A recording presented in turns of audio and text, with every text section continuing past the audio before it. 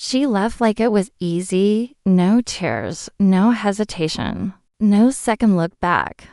Just a quiet take care and the sound of footsteps fading away. And I stood there, still loving her, still hoping she'd turn around. She didn't.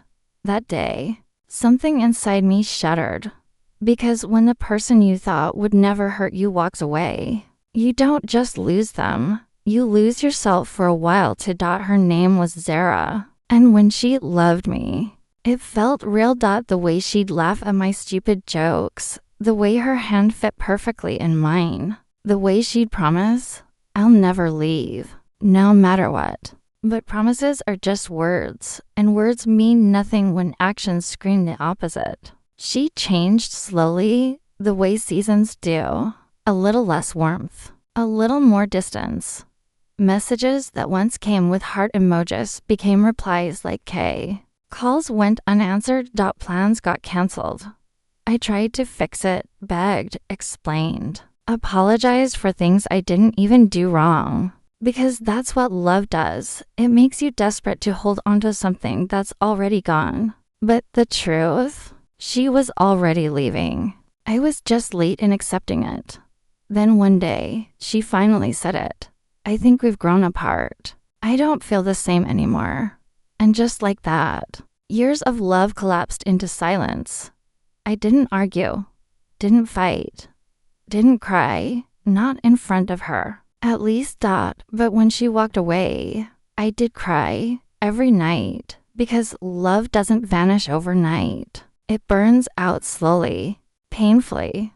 I was broken, the kind of broken you don't talk about.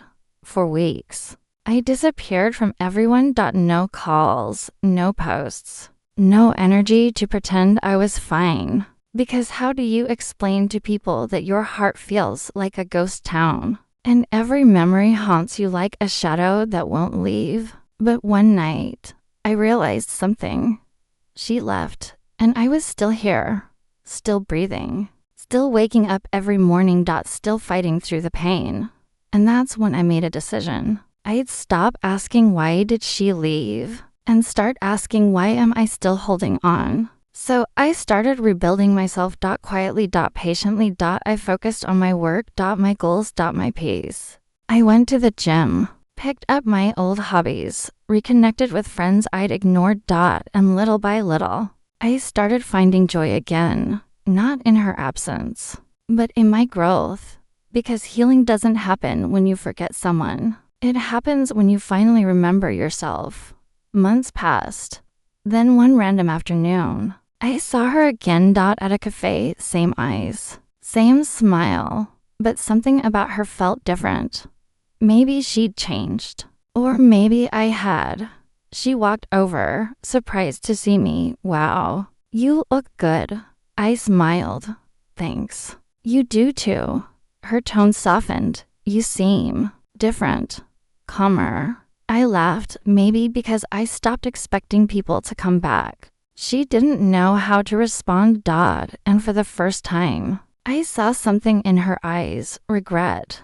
She started talking, small talk at first. But then she said quietly, I didn't realize what I was losing. I looked at her, not with anger, but with peace. You didn't lose me, Zara. You let me go. And that's the difference. She thought I'd still be waiting, broken, bitter, stuck. But the man standing before her wasn't the same when she left. She left me broken. I returned Unbothered. She asked if we could catch up sometime. I smiled and said, maybe in another lifetime. And I walked away, not out of pride, but out of peace, because closure doesn't always come from words. Sometimes it comes from realizing you no longer care. Now, when I look back, I don't feel pain. Just gratitude, because her leaving forced me to find myself. Her silence taught me peace. Her rejection built my strength. She broke me, but in the process, she taught me how to rebuild. And that's something no apology could ever give. She left me broken, but the version of me that came back calmer.stronger.unbothered. Because when you stop chasing closure, life gives you clarity. And when you finally stop asking why it happened, you start understanding why it had to.